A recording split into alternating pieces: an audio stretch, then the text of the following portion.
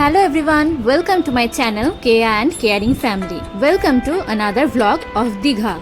আজকে day 2 part 2 এর video. তো ডে 2 এর ভিডিওটা তোমরা দেখেইছো।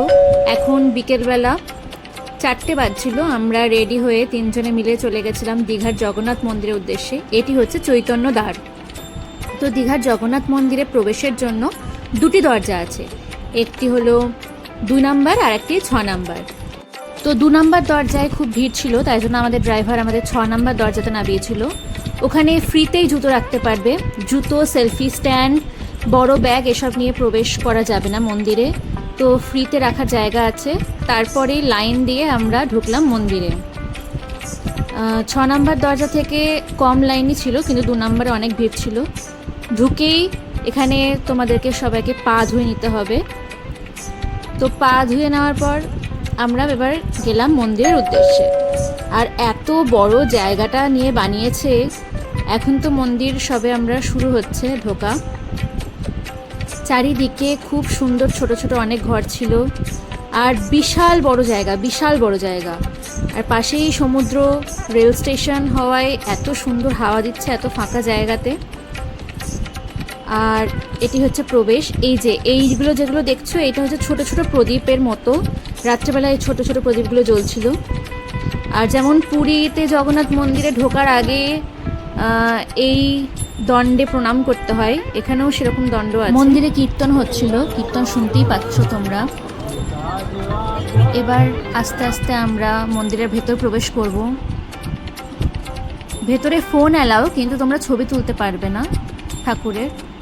তো নিখুঁতভাবে সব ডিজাইন করা হয়েছে। ভেতরে একটি খুব সুন্দর ছোট পুকুর বলবো না, ছোট একটি জলাশয় ছিল, খুব সুন্দরভাবে মেনটেন করা হয়েছে। যদিও এই জলাশয়টাতে অনেক ব্যাঙ ছিল, তো এখানে পদ্ম পাতা খুব সুন্দরভাবে মেনটেন হয়েছে। এই যে একটি দ্বার দিয়ে ঢুকলাম, আবারও আরেকটি দ্বার দিয়ে ঢুকে তারপর মন্দির। খুব সুন্দর মন্দিরের ডিজাইনটি করা হয়েছে। এই যে এই দরজা দিয়ে ঢুকলাম, এবার আবার এই দরজা দিয়েও ঢুকবো ভেতরে।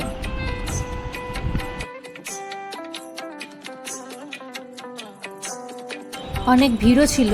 এবার ওই যে দরজা দিয়ে ঢুকলাম, সামনে এখানে দেখো বাঁদিকে দরজাটা ছিল, কিন্তু ওটা বন্ধ ছিল।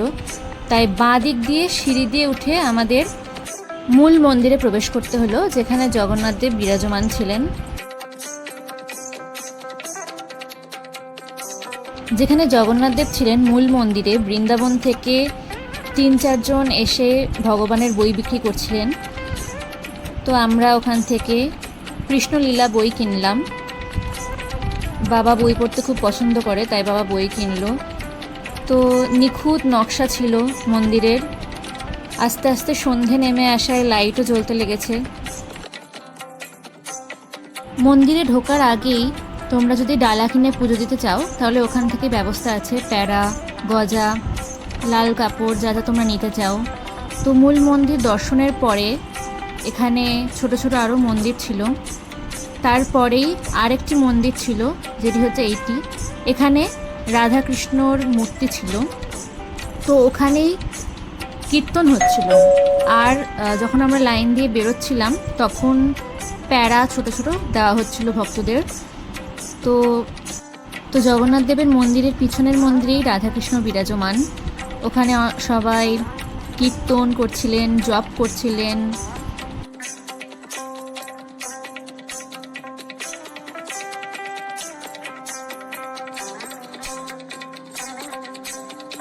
বিশাল বড় জায়গা নিয়ে তো মন্দিরটি বানানোই হয়েছে। মন্দিরের আশেপাশেও আরও অনেক জায়গা রাখা আছে।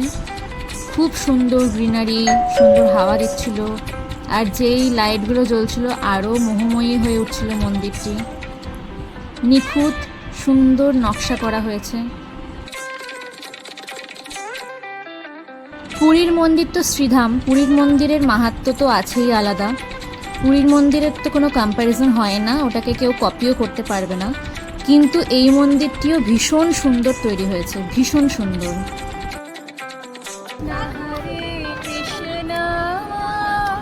কৃষ্ণ কৃষ্ণ হরে হরে, হরে রাম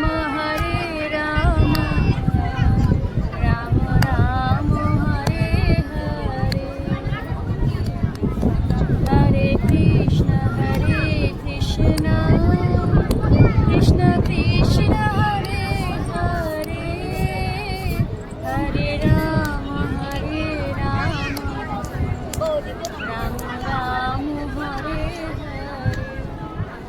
জয় শ্রীকৃষ্ণ, রাধে রাধে, হরে কৃষ্ণা। তো আমাদের দেখা কমপ্লিট হয়ে গেছে। এখানে সন্ধেবেলায় 100 টাকা দিয়ে জগন্নাথ দেবের অন্নভোগও কিনতে পারবে তোমরা। এখন দেখো মন্দিরটি আরও যেন সুন্দর লাগছে লাইটের জন্য।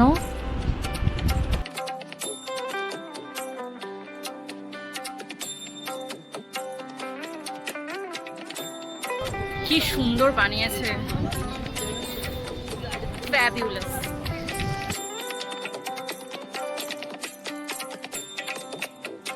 তো ডে 2তে আমরা পুরো বিকেলটায় মন্দিরে কাটিয়েছি। মন্দির 8টা বা 8:30টার সময় বন্ধ হয়। মন্দিরে থাকতে এত ভালো লাগছিল, মনটা শান্ত হয়ে যাচ্ছিল। তারপর আস্তে আস্তে আমরা মন্দির থেকে বেরিয়ে সমুদ্রে গেলাম। সমুদ্রের পাড়েও অনেকক্ষণ ছিলাম। এই যে দিনের আলোতে যেটা বলছিলাম ছোট ছোট প্রদীপ, এ দেখো রাত্রেবেলা দেখা যাচ্ছে। এটি প্রদীপ ছোট ছোট এখানে আছে, হাতের মতো দেখতে লাগছে। দেখো প্রদীপগুলো জ্বলছেও, এলইডি প্রদীপ যদিও। আর পিছনের দিকে রথ, জগন্নাথ দেব, সুভদ্রা আর বলরামের। মন্দির থেকে আর একটু গিয়েই জগন্নাথ দেবের মাসির বাড়িও তৈরি হয়েছে ওখানে।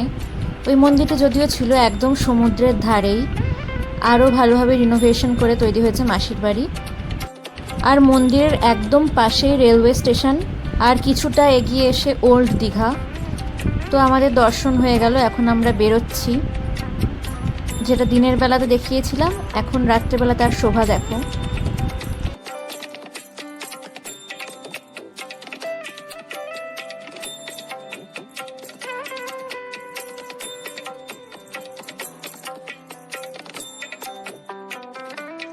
এটা হচ্ছে মন্দিরে ঢোকার 2 নম্বর গেট। মন্দির থেকে আমরা বেরিয়ে এসেছি। মন্দিরে বেরোনোর পরেই তোমরা ওখানে টোটো, অটো সব পেয়ে যাবে যদি তোমরা যেতে চাও। আর যদি নিজেদের গাড়ি থাকে তাহলে ওখানে পার্কিংয়েরও ব্যবস্থা আছে। বেরিয়ে আসার পর আমরা একটু স্ন্যাক্স খেয়ে তারপরে সমুদ্রের ধারে বসলাম। আমার সমুদ্র তো ভীষণই ভালো লাগে। সমুদ্রের পাড়ে বসলেই যেন মন একদম শান্ত হয়ে যায়, এত সুন্দর হাওয়া দেয়। তো একটু সমুদ্রের হাওয়া খেয়ে ভিডিও বানালাম। So thank you for watching my video. যদি ভিডিওটি ভালো লেগে থাকে অবশ্যই একটি লাইক করবেন, সবার সাথে শেয়ার করবেন, সাবস্ক্রাইব না করা থাকলে সাবস্ক্রাইব করবেন। আর এভাবেই পাশে থাকুন, আরও নানা ভিডিও আসছে। তোমরা যারা আগের ভিডিওটা দেখেছো জানোই ডে 2তে কেমন জোয়ার ছিল, কেমন জলোচ্ছ্বাস হচ্ছিল, যে আমরা স্নানই করতে পারিনি। তো রাত্রেবেলা পর্যন্ত রাস্তায় একদম জল চলে আসছিল, খুবই জলোচ্ছ্বাস হচ্ছিল। তারপর সমুদ্রের ধারে অনেকক্ষণ বসে আমরা ডিনার করে চলে গেলাম হোটেলের ঘরে। আর রাত্রেবেলা তো আইসক্রিম মাস্ট। আমাদের হোটেলের বারান্দাটা ভীষণই সুন্দর ছিল। ওখান থেকে দেখিয়েছিলাম তোমাদের রুম ট্যুরটা। 3 দিকে দেখা যায়, এই দিকে সোজা জাহাজ বাড়ি আর এই দিকে সোজা সমুদ্র। দেখছিলাম লোকজন। So thank you for watching, stay tuned with us.